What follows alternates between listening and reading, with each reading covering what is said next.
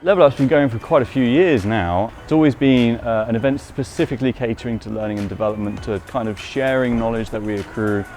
It really helps to get off-site, to get away from our day jobs and to share what we've been doing, to share what we've been experimenting with, to share the skills we've been building. A day like Level Up really makes you enthusiastic, really helps you to learn, really helps you to get excited about your own learning journey.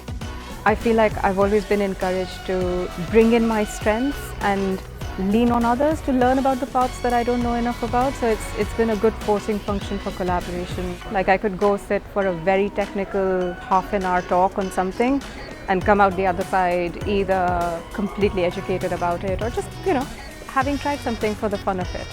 The ideas that come off the back of an event like this and the way that we change what we're doing when we get back in the office, I think there can only be positives. The fact that we bring different perspectives, different backgrounds, different identities to our work is going to make the team stronger. We're more collectively intelligent, not only by the skills of the individuals in the team, but by our differences, by our diversity.